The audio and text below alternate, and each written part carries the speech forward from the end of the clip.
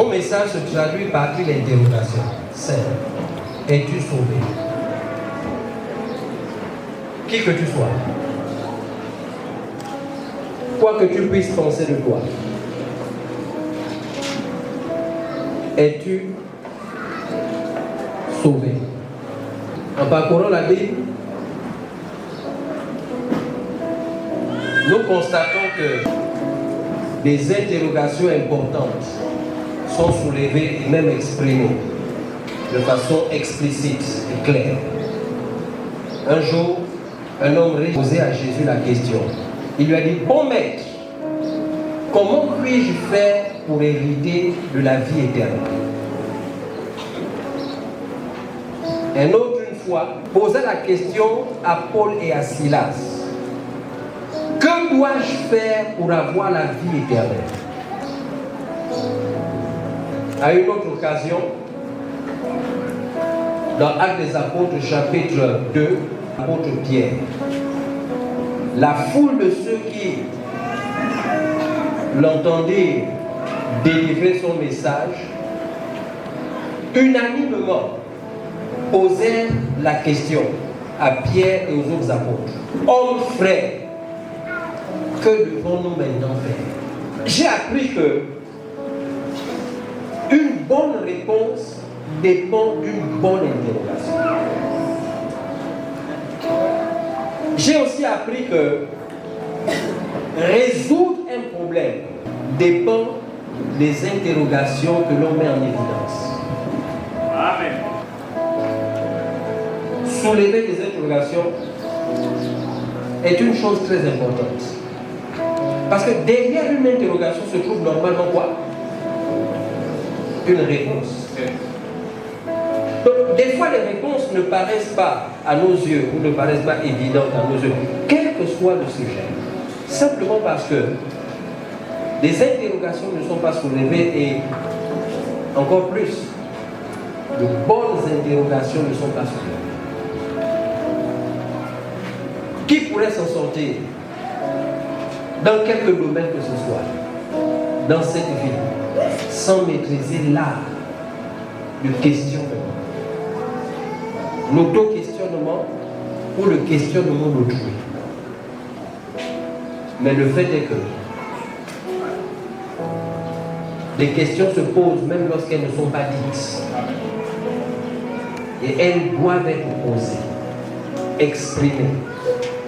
Et elles nécessitent des réponses. Amen.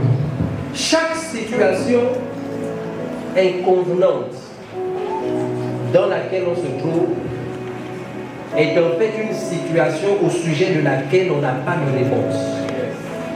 Amen. Commence par te poser des questions. Parce que tu ne peux pas aller en quête d'une réponse d'une question dont tu ne te poses même pas. À la vérité, qui pourrait rechercher ce dont il n'a pas connaissance de l'existence? Si on ne sait pas, on ne cherche pas. Amen. Yes. Amen. Es-tu sauvé? Fais-le. Toi-même. Alors que tu es assis ici, tu as une réalité expérimentale, je veux dire une expérience de la vie qui t'est propre, yes, spécifique à toi. Amen. En rapport avec ton âge, en rapport avec ton éducation, ton environnement, tes expériences propres. Toutefois, cette question se pose à tout le monde de la même manière. Amen. Es-tu sauvé? Yes.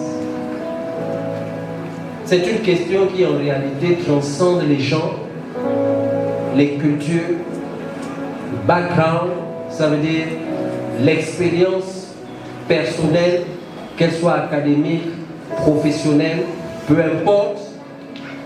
La question la plus importante dont je pense qu'un homme, un être humain, quel que soit son âge, une jeune fille, un jeune garçon, une fois atteint l'âge de raison, devrait se poser, c'est: suis-je sauvé? Et je vous pose la question sans fioriture. C'est-à-dire sans m'encombrer de détails accessoires. Je vais droit au but. Et je vous regarde dans les yeux. Et je vous pose la question. Es-tu sauvé? Es-tu sauvé? Suis-je sauvé? Où irai-je après mon départ de cette terre? Qu'adviendra-t-il de mon âme? Irai-je au ciel ou irai-je en enfer?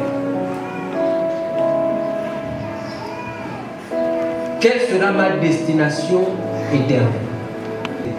Deux raisons qui font que les gens ne se posent pas ce type de questions. La première est la superficialité. Ceux qui se limitent à la surface. C'est le caractère de celui qui n'explore pas le fond des choses. Caractéristique de ceux dont l'attention se porte essentiellement sur ce qui est léger et négociable. La mode, l'argent, l'image, l'apparence, au détriment du fond. Amen. Cela se traduit aussi de cette manière, comme disait le Seigneur Jésus. Ne vous inquiétez pas de ce que vous mangerez, de quoi vous serez vêtus. Ça, c'est la marque de la superficialité. Je mange quoi demain? Je serai vêtu de quoi? Quelle est la perception des autres vis-à-vis de moi? L'image de soi par rapport aux autres. Elles ont leur utilité. Mais pas au détriment de l'essentiel et du nécessaire. Philippiens chapitre 3, verset 18 à 20. Ils ont pour Dieu leur ventre. Regardez la superficialité. La façon dont la phrase est construite, la fin est un indice avant le début. On a déjà dit quelle sera leur fin. Leur fin sera la perdition. Maintenant, on indique pourquoi est-ce que leur fin sera la perdition. C'est-à-dire la damnation, le chaos, l'échec, les larmes, les pleurs, les cris, les regrets. Voici leur fin. Pourquoi? Et maintenant on explique. Parce qu'ils ont pour Dieu leur ventre. Oui. On entre maintenant en plein dans la superficialité. On montre comment est-ce qu'une vie basée sur la superficialité peut affecter le cours de l'existence et même la destinée éternelle. Wow. C'est ça qu'on montre. Leur fin sera la perdition, être perdu, être damné. Vous comprenez? Amen. Ils ont pour Dieu leur ventre. Ils mettent leur gloire dans ce qui fait leur honte. Ils ne pensent aux choses de la terre. Voici la superficialité. Je vous parie ce que vous voulez, que dans cette salle en est pleine. Amen. Je vous parie ce que vous voulez. Chaque fin a une cause. C'est ce qu'on appelle la loi de la causalité. Amen. La loi de la causalité, c'est la loi qui voudrait que chaque chose découle d'une autre. Et du néant, rien ne peut adhérer. C'est à travers cette loi qu'on justifie l'existence d'un créateur. S'il n'y a pas de créateur, il n'y a pas de création. Amen. S'il y a une création, c'est qu'il y a un créateur. C'est ça. Sauf que cette loi, elle gouverne l'existence entière. Elle se retrouve ici. Leur fin sera la perdition. Pourquoi? Ils ont pour Dieu leur ventre. Ils ont pour Dieu leur ventre. Le ventre est le siège des appétits et du plaisir. Donc quand vous entendez pour Dieu leur ventre, il ne faut pas le prendre au sens littéral, par exemple le ventre, la nourriture. Non, c'est le siège ou l'expression des appétits et des plaisirs. Ils ont pour Dieu leurs appétits propres et leurs plaisirs. Ils tirent leur gloire dans ce qui fait leur honte. Cela dénote d'un très bas niveau de moralité. Et ils ne pensent qu'aux choses de la terre. Ceci révèle l'étendue jusqu'où se porte leur regard. Ils ne sont pas capables de voir plus loin que le bout de leur nez. Plus loin que la terre. Contrôlés par leurs appétits, système de valeurs très bas, perception à long terme terrestre. Alors, conclusion, la perdition. Voici où mène la superficialité. Vous pensez que les gens qui vivent comme ça ont le temps de se poser la question de savoir s'ils sont sauvés ou non? Jamais. Est-ce qu'ils pensent même après la terre? Jamais. Écoutez-moi. Écoutez-moi aujourd'hui. Regardez bien ce texte. Il se pourrait qu'il vous décrive. Il se pourrait que ce texte décrive exactement et avec précision le genre de personne que vous êtes. Il se pourrait que ce texte explique pourquoi est-ce que vous ne vous posez pas des questions d'ordre existentiel. Il se pourrait que ce texte vous apporte la réponse à une question que vous ne vous étiez pas volontairement posée. Parce que vous étiez trop occupé ailleurs pour pouvoir le remarquer. Es-tu sauvé? Qui est d'accord avec moi que personne ne lui a posé cette question depuis la semaine dernière? Depuis un mois? Levez la main.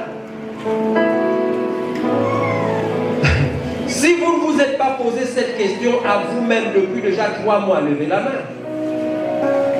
Si vous ne vous êtes pas posé cette question depuis 1 an, levez la main. Je ne suis pas là pour vous embarrasser. Je suis là pour vous mettre face à une certaine réalité. Les gens ne se posent pas ce type de questions. Parce qu'ils sont superficiels. Parce qu'ils ont un état d'esprit superficiel. Et avoir un état d'esprit superficiel ne signifie pas qu'on n'est pas intelligent. Ça ne signifie même pas qu'on n'est pas riche. On peut être riche et superficiel en ce qui concerne les questions existentielles. Amen. Ça signifie juste que ce n'est pas le champ dans lequel votre pensée, votre esprit, votre âme se balade. Yes.